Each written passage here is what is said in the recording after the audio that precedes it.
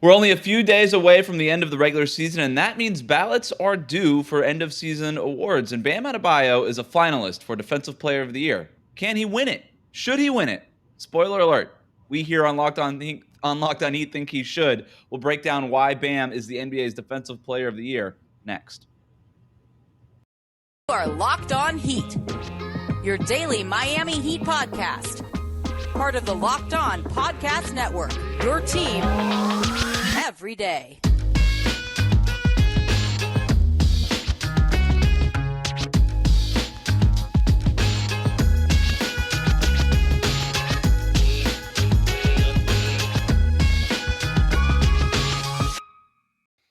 All right, it is a Thursday edition of Locked On Heat, your daily podcast covering all things Miami Heat. I'm Wes Goldberg here with my co-host David Ramil. However you may be joining us on YouTube, Odyssey, or wherever you listen to your favorite podcasts, thank you for making Locked On Heat your first listen every day. Let's talk Defensive Player of the Year, because this is probably the toughest award every season to vote for, right? It's the analytics behind it, the stats behind it, they're not great defensive stats. We're far beyond the time where you just vote for the dude with the most rebounds and blocks or whatever.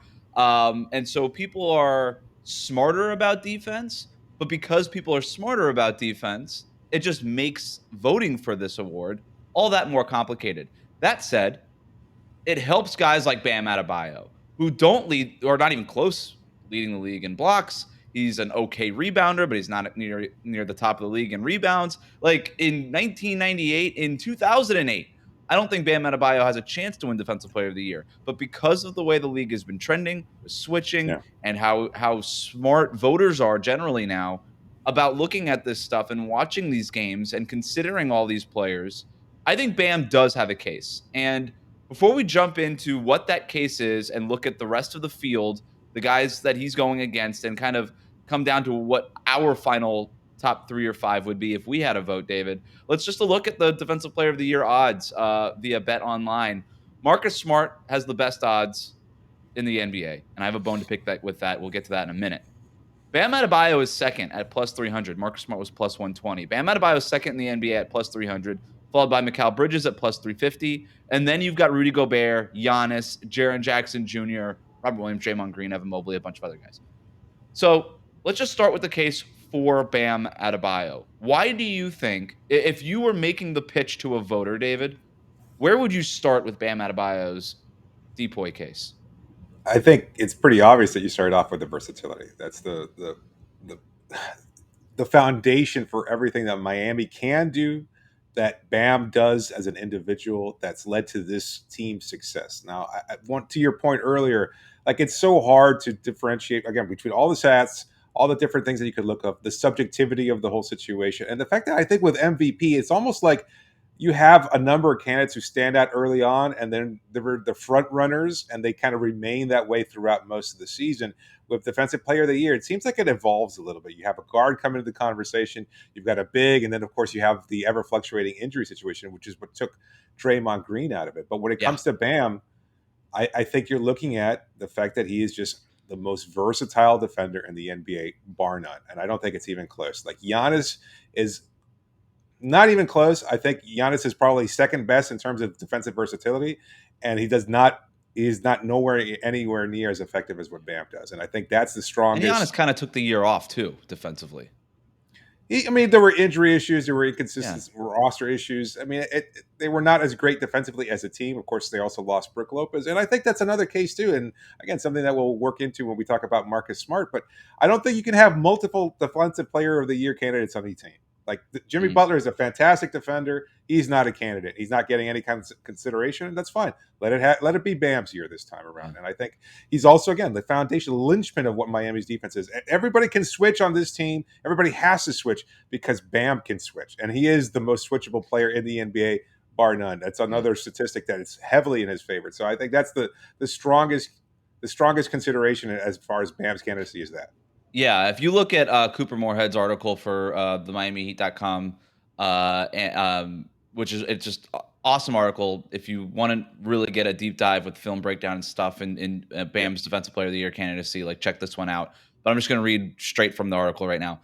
The Heat switched the second most screens in the league behind Boston at 29 switches per 100 possessions when Adebayo is on the floor. That number skyrockets to 40.4 per 100. So it's from 29 just generally to 40 switches per 100 possessions with Bam on the floor. That's more than even the 2019-2020 Houston Rockets at 34.8 when PJ Tucker was on the floor after they traded away their lone center in Clint Capella. So basically, that Rockets team that had to switch everything because they had no real centers on the team, the Heat switch even more than that team when Bam Adebayo is on the court.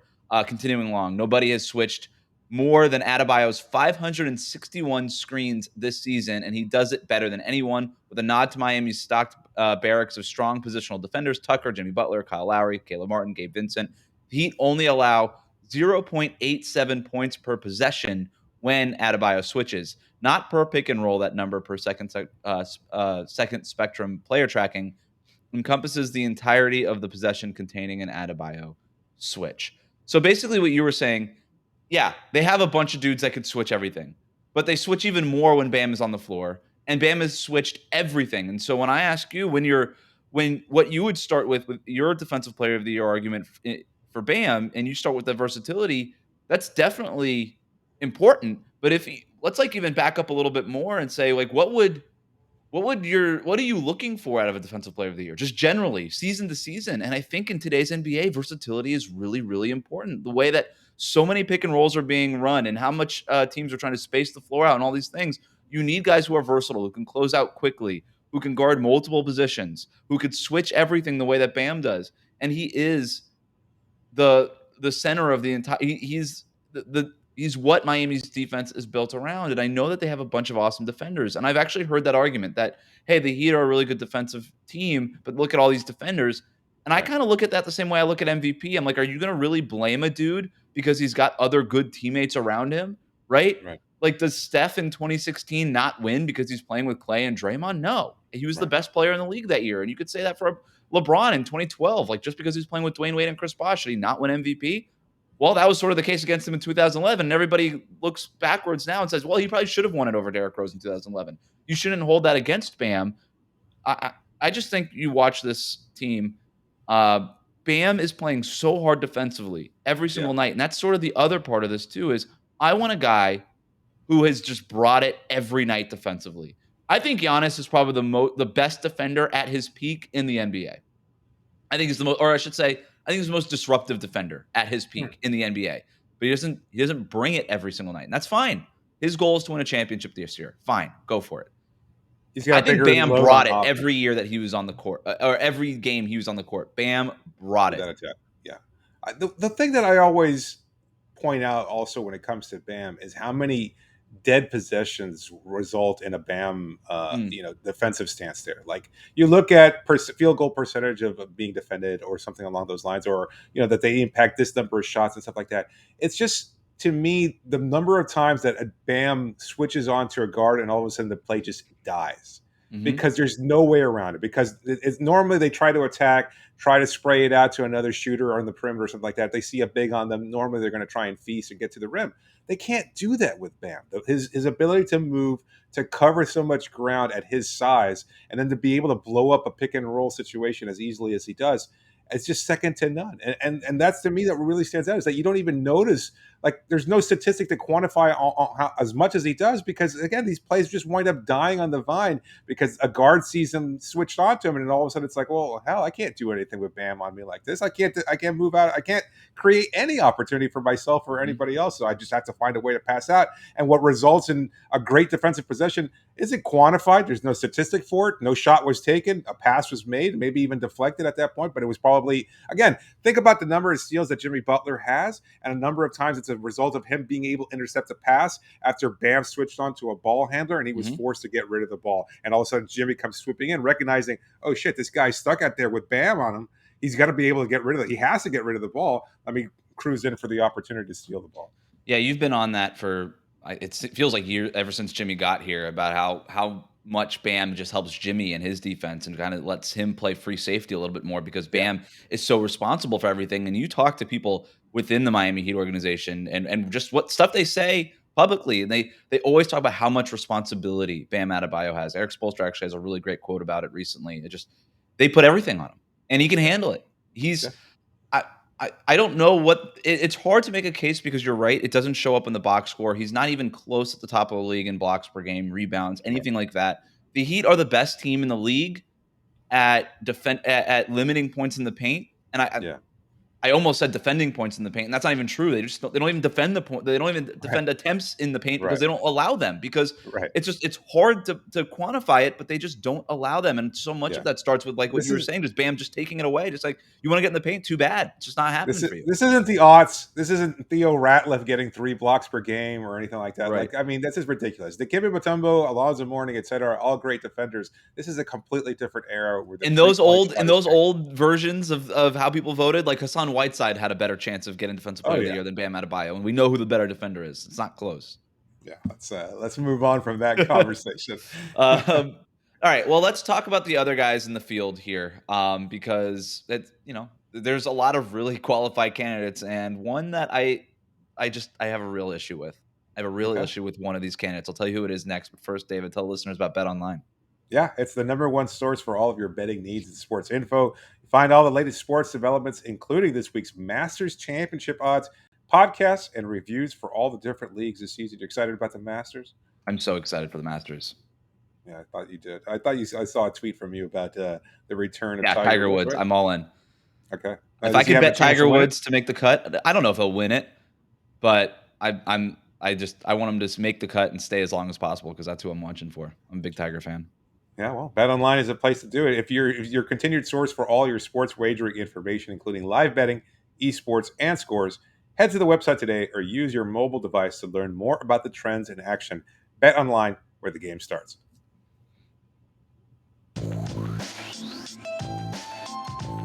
Thank you for making Locked On Heat your first listen. For your next listen, check out the Locked On Now podcast. Nightly recaps of every NBA game with analysis from our local experts. It's free and available wherever you get your podcasts. Let's take a look at some of these other contenders for Defensive Player of the Year. So we mentioned the odds earlier. Here are the names. And I think the odds are in line, for the most part, with the names that I think you and I have been hearing when we talk to people about who they're voting for, when you start reading stuff, listening to podcasts, like generally what people's ballots are shaping up like. Marcus Smart, Bam Adebayo, Rudy Gobert. Giannis, there was some Defensive Player of the Year noise there for a little bit. Jaren Jackson Jr. from Memphis has been mentioned all season long. Mikal Bridges for Phoenix has been mentioned as sort of the wing guy in there. Robert Williams was making a push there before he got hurt. Draymond Green was basically, he had this thing locked up after the first 20 games of the year, but then he got hurt, so I don't think he's a real contender because of games played, and he just really hasn't looked the same since he got back from injury either. And that's really it. We could talk about other guys, but nobody else has really got a chance to win this. I think it's going to come down to Marcus Smart, Bam Adebayo, Jaren Jackson Jr., and Rudy Gobert. I have a hard time seeing Mikal Bridges or Giannis getting it this year. Would you agree with that? I think it's probably those four: Smart, Bam, Gobert, JJJ. Yeah, I think the Bridges one gets a little bit more consideration just because of the argument it's so used. It's the best team in the NBA by far, and the best defender on the best team in the NBA should get some consideration for the Defensive Player of the Year. And they do play defense at a very high level. So yeah. I could see the case being a little bit stronger for Bridges than what you might think. I mean, I'm okay with throwing him in there as like the fifth guy. And maybe if you're a voter and I think the Defensive Player of the Year ballot is 3 guys. Is it 5 guys or 3 guys? I think it's 3. Is it? Yeah, I'm pretty sure it's 3. So you're probably choosing between those 5 for those 3 spots. All right. We talked about the Bam case. All right. I know where this is going. This Marcus Smart stuff, man. First of all, I want to give credit where credit's due. Credit to the Boston Celtics media relations department, PR department, whatever it is, and whatever propaganda that they are pushing down the throats of their local writers, their local columnists, the TV people out there, the broadcasters, ESPN even. Marcus Smart was on the new ESPN NBA show this week talking about how he should win. He's out there in press conferences talking about why he should win it. And he said, hey, no guard has ever won it, and that's ridiculous. Or I should be why aren't guards ever considered, and all this stuff. And he's really built up a narrative case now. Because the thing I kept talking about Bam was the statistical case is there when you really dive deep into what he can do on switches, his numbers against isolation, his numbers against pick and roll, and all that stuff that we were talking about in the top of the show.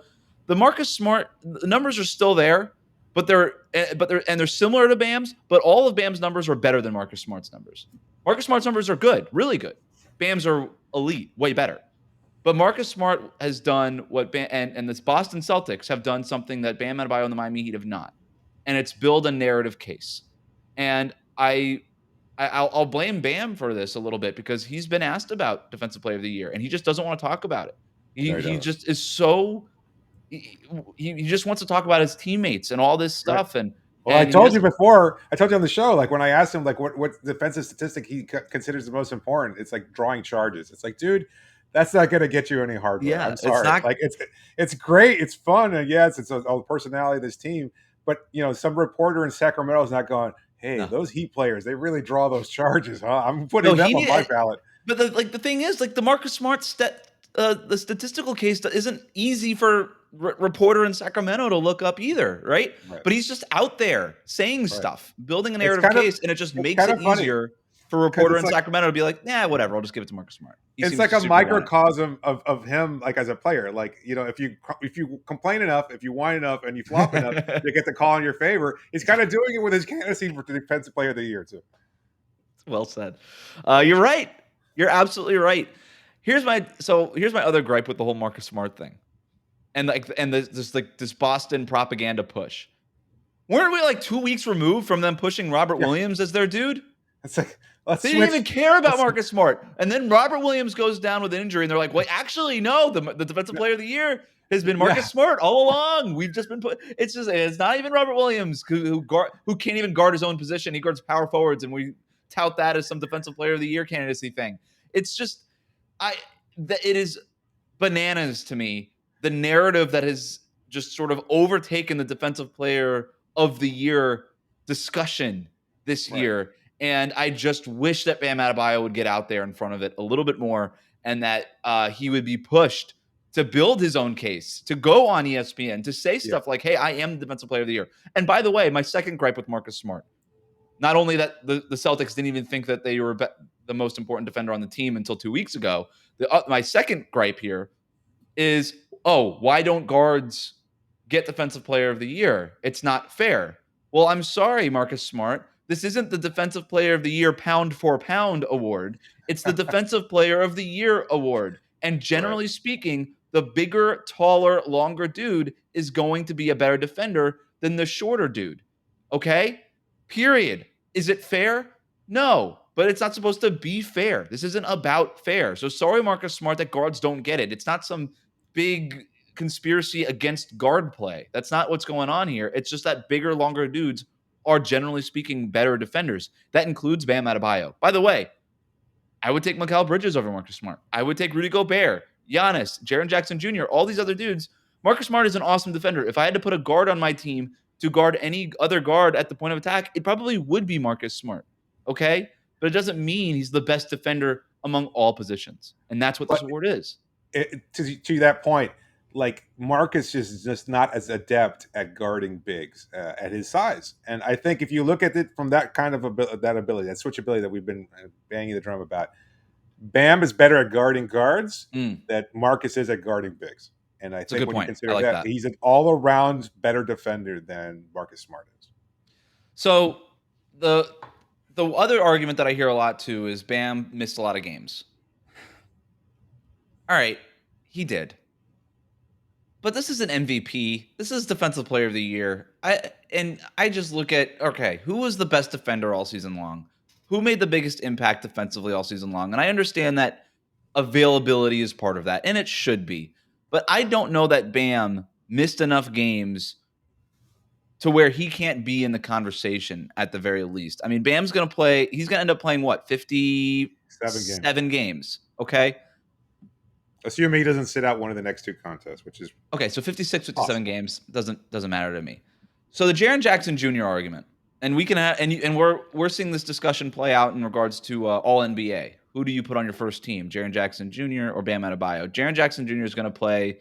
He's already played 76 games. So he's going to play 20 more games than Bam Adebayo. So I get that from an availability standpoint. I understand Shout that. out Ben Golliver, right? Yeah, but Jaren Jackson Jr. also fouls a ton, and like when you kind of look at the minutes and stuff like that, he doesn't play nearly as many minutes as Bam on a per game basis. And like the totals at the end of the year are going to be much closer than the 76 to 56 or 57 games played margin. It's going to be a lot closer with minutes played between Bam and Jaren, to the point where I think it's almost negligible. If you really think that Bam is the better defender, I think that you should go with Bam and not hold in a two-man race between Bam and JJJ. If you think that Bam is truly the better defender this season, I think you should vote Bam, whether it be Defensive Player of the Year or All NBA or All Defense, over Jaren. Even though the games played things there is what it is, because the minutes played is so much closer. Yeah, he'll wind up playing like roughly 200 minutes more than Bam Adebayo over the course of a whole season. That's not enough to distance himself as a far better defender. And look, he's getting. I mean, unless you really care about availability, like I get it, but like it's just that's not close enough for me. I mean, that's not too much. That's not too much. It feels for me. like close enough where it could be negligible. Maybe I'm misusing it, but kind of feels like a straw man thing to kind of just poke at. It's like, oh, we got to care about something. We got to care about availability, but I don't think it really matters. It's like when he's out on the floor, he's the best defender, bar none. And this whole segment has turned into us kind of furthering the conversation about Bam as Defensive Player of the Year. When I thought we were going to try to make a case for everybody else, but it's hard to make a case. Well, it's hard to make a case for anybody else. To be honest with you, I think the Gobert numbers are really good. They're he's a perennial Defensive Player of the Year candidate for a reason, and his numbers are perennial Defensive Player of the Year candidate numbers. When he is on the court, Utah's defense is elite. When he's off the court, it's really bad. Okay, the Rudy Gobert numbers are awesome. The Mikal Bridges thing, I get it. Giannis, I get it. He's when you just watch him on a Thursday night primetime TNT game and he really wants it, he's, like I said, the most disruptive player in the NBA, and he's got great highlights. Jaren Jackson, like if you think he's the better defender and you want to vote for him, he's awesome, man. He leads the league in blocks. He's great. He's super versatile. He plays the 4 and the 5 for Memphis, a really, really good Grizzlies team that is winning games with defense. I have no problem with Jaren Jackson. I just don't think that it should be a minutes argument or a games played argument with him. But if you really think he's better, then vote for him. And I think you can make the case. But that's it. I guess that's all I got. Yeah, no, it's a good point. And I will say about Gobert, like I hate that sometimes Heat fans feel the need to disparage another player just to prop up the guy that they're supporting. And I will say that Gobert is a very good defender. Like he's not just a 7'5" shot blocker. He is a switchable defender. He can switch, he's very good. Yeah, he is again the heart of what they do defensively.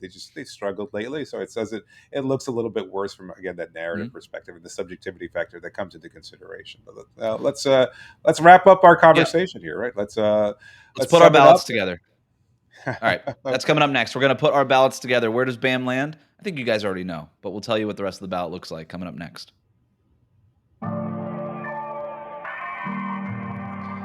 Back here with Locked On Heat. Remember to like and subscribe if you're watching on YouTube. All right. Would you have Bam Adebayo in your number one spot if you had a ballot? I would, yes. I think that's pretty clear. I made the case on Locked On NBA last week, and I stick by it. I think he is the best defender, and it's not like I'm not watching other games, and it's not like I don't consider other players to be very good at what they do. And I have to admit, freely that I watch more Heat games than any other team. Mm-hmm. I watched every Heat game, and that's just the reality of what we do covering this team, and that's the reality of every reporter. No reporter out there watches 82 games a year for every team. Like the best to do it, Zach Lowe freely admits, he's like, I try to watch 1 or 2 per team per month, and that's about it. It's like that's just reality. You're not going to watch a lot of Kings games. You're not going to watch a lot of Magic games. They're a dull watch, etc. But I saw the point discussed before we get into our ballot today. I saw the point that might be the biggest factor in Bam's favor is that it could be a Defensive Player of the Year award that is that will be given out, or the eventual award will go to the person who earns the most second place votes, because first place seems to be so divisive. Like Bam will get some first place votes. Smart might get some. Jaren Jackson might get some. Robert Williams might get some. If that being the case, then the points allotted for the first place votes will certainly be spread out pretty evenly. And then if you have Bam as your second place winner, and he seems to be the large consensus, if he's not your first place winner, he's got to be your second place. I mean, as the odds show, he's probably going to be the second place winner. And if he gets the most second place votes, he could still wind up winning the award based on total points. And of course, the Celtics fans will cry and complain because, well, that's what Celtics people do. But at the same time, I love how this has turned into a Boston podcast. It's a way better podcast than talking about Defensive Player of the Year. In any case, yeah. So didn't Charles Barkley win an MVP that way? I want to say that he did. Yeah, I think. I know somebody did, and I'm pretty sure it was Chuck. Might have been Karl Malone. Oh, maybe it was Malone. I think you might be right. Which is the most Karl Malone thing possible. But there've been others. I guess so. You're right. So then our ballot should probably look like something like, if you and I cast a ballot, should be Bam Adebayo number 1, and then like James Harden number 2, just to make sure none of these other guys get the second place votes. But I think that's a really interesting thing. I hadn't thought about that, and now I'm thinking that it's going to be Rudy Gobert, because I feel like Rudy Gobert is that guy that everybody's like, well, he's probably not the best, but he's also Rudy Gobert. I think he's going to get the most third place votes. Like him and Giannis will split third place votes, because it's like they're always in the conversation. Yeah, but not good enough this year to stand out. Not enough momentum building from a narrative perspective. Again, no real statistic to show that they've deserved it. So I think that they'll be splitting third place votes among them. So they'll be in the top 5 in final voting. Maybe you're right. Maybe if Bam is that guy that everybody's just sort of putting in pencil as their second place guy, and everybody's like, well, Marcus Smart does have a point. A guard should win it this year. I'm making him number 1. And then somebody else who is smarter is like, you know what? I don't care. A guard shouldn't win it. He's not on my ballot. Then maybe that's what happens, right? Because I could see, like, Marcus Smart is also probably the most polarizing of all these candidates. It kind of depends whether or not you think a guard should win it or not. So who's my ballot third place winner? Who's your third I would have Bam in this order. I would Bam, Jaren Jackson Jr., and Rudy Gobert. That would be my top 3 in order. I like Gobert. I also like Bridges as my second place winner. And then I also like Bam Adebayo as your obvious Defensive Player of the Year winner. So sorry, Boston. Yet again, I know John Corrales out there right now is waking up in a cold sweat, but that's okay. What's new? One last thing before we finish this topic here. I wish that the Heat and that Bam Adebayo were more open to building narrative cases for their guys. And they did the Tyler Herro thing, and I wonder if it's just like almost like a loser's mentality that they have with this stuff, because they kind of know that Tyler Herro is going to win. Or I shouldn't say. They know that Tyler Herro is the overwhelming favorite to win Sixth Man of the Year, so maybe they're more comfortable kind of pushing all that stuff. Like they had a thing on Instagram talking, and like the hashtag Sixth Man of the Year and stuff. Like I want to see. They've done it here and there. Bam, Defensive Player of the Year, like their Twitter account and stuff. But like, I want to see more of it. I want to see, like Tyler Herro told me, yeah, I want to be Sixth Man of the Year, and Bam Adebayo has said, I think I'm the Defensive Player of the Year. He's been out. He's been public about it. I just wish they pushed it harder. I wish Bam would just go on the national shows and talk about it. I wish that the Heat had enough national TV games for the Heat to have those opportunities, for Bam to get into a TNT sideline report and be like, I think I'm the Defensive Player of the Year, and for people to see it, and for Mike Breen and Jeff Van Gundy and to just glow about Bam Adebayo. There's definitely a media part of this that's an important thing that we shouldn't ignore here, that the Heat, we've talked about it all season long, but this is a specific example. The Heat have got the short end of the stick here of just sort of the national attention and the media conversation and all that stuff. Before you wrap up, sorry, I got a quick question here, because I'll always remember when it comes to the voting process, and I don't think teams are doing this as much because I don't know if somebody cracked down about it or because of the negative publicity attached to things like that in Hollywood and everything else. But I'll never forget when Al Jefferson, you remember Al Jefferson was with the Charlotte Hornets, or it might have been, no, it was with the Hornets at that point in time. And I think they were campaigning for him to get an All-NBA selection or an All-Star selection or something like that. And they sent to voters like a can of paint, and it was Big Al's paint. Do you remember this at all? I know this is going years back. And it was like a can of paint, like with his video, a highlight, and it had created this whole thing, like this whole company name, like a persona of what Al Jefferson used to do in the paint with a can of paint as like a Oh, jeez. memorabilia. It was so cool. Like, I mean, I love that. I So love what would getting be your stuff like Bam that. one? That's what I'm thinking. I'm thinking you could call it like Bam's electric, like Bam's all electric defenders or something like that, and you put like an actual light switch with like the Heat logo on it or something like that to remind you that he's the most switchable player in the NBA. I like it. You're giving voters Like, a light switch. yeah, like an Yeah, actual light switch or something, I'm in. like an outlet or something like that. Like our Perfect. what do you call? Yeah, Let's make these and send them out to voters in the next like 2 days. that's Last so point great. on this here. Whether he wins it or not, it doesn't really matter, and I won't really care. If I'm being honest, I really don't. What's important here is Bam Adebayo is in this conversation despite the lack of national media attention. And that is a credit to Bam Adebayo. The fact that he is number 2 in these odds and that the only reason Marcus Smart is higher up in the odds is because he is so in the spotlight about this. And so much of this, it seems, has come down to that. And Bam has shunned the spotlight completely on this stuff, and he's second in odds. And they're close. So that's a credit, and that's a testament to what Bam is actually doing on the court. The bigger takeaway for me on all of that is that I think Bam is entering the sphere of being a perennial defensive player of the year candidate. And the Heat have not had that since Alonzo Mourning. LeBron James was in the conversation that year that he publicly lobbied for it. Marc Gasol famously won it that year. We've had guys in that conversation. I think Chris Bosh should have been more in that conversation his last couple of years of the big three, though he wasn't. Bam Adebayo is going to be the first guy who is a perennial defensive player. And at 25 years old, he is going to be there for a really long time. And he will win one because that's just the way it goes. When you're in that conversation, in that mix of the best 3 or 4 defenders, perennial defensive player of the year, he'll win one. It might not be this year, but he will win one at some point. And I think some point soon. And that to me is the bigger takeaway. Yeah, all good points there. All right. That'll do it for us today. Oh, go ahead. No, sorry. I was actually trying to find Big Al's paint can so I could send it to you, but unfortunately, we don't have time to put it up online on the show. So go out there and use your Google and find it because it's worth it. It's hilarious. Nothing like That'll a paint do it can for with us Al today. Jefferson's Remember face to on like there. and subscribe to Locked On Heat on YouTube, wherever you listen to your podcast. Comment, leave a 5-star rating, and reach us on Twitter at Locked On Heat.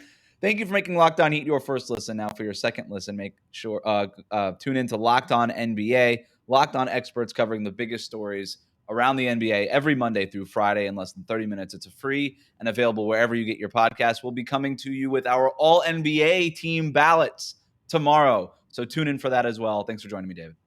You got it, Wes. Big Al.